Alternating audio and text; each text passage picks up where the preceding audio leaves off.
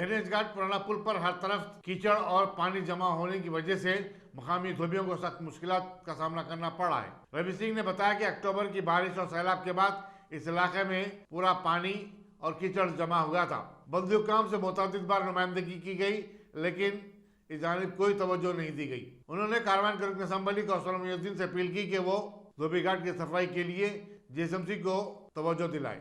भाई मेरा नाम सुरेश सिंह है, मैं पुराना पुल धोबी घाट से बात कर रहा हूँ। 2 महीने से गंडीपेट हिमाचल का पानी आने से पूरे हौजा ख़राब हो गए। चिक्कड़ आने से कांडियाँ चुभ रहे, चिक्कड़ से पैरा ख़राब हो जा रहे, धोने को बहुत परेशानी हो रही है हम लोगों को। तेलंगाना गवर्नमेंट से अपील करते हैं हम थोड़ा हमारे लिए हेल्प करो और हमारे हौजा जो भी है साफ़ करो। हम 10-15 लोग मिल के थोड़े बहुत साफ़ कर लेके थोड़ा बहुत काम चला ले रहे। कारोबार कुछ भी नहीं है, परेशानी ज़्यादा हो रही है हम लोगों को। थोड़ा सहयोग करो तेलंगाना से।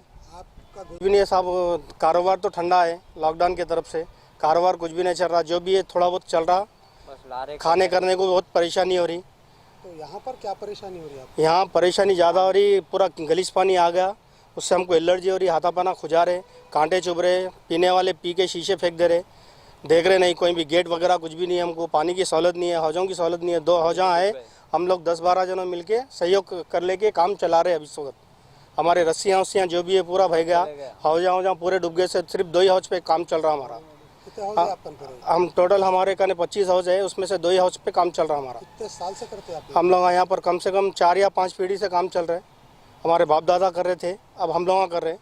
अब बाप दादा तो नहीं, हम लोग कर रहे हैं। हम लोगों को परेशानी ये हो रही, तेलंगाना गवर्नमेंट से हमको ये फैसिलिटीज़ होना, जल्द से जल्द थोड़ा काम कराइए हमारा।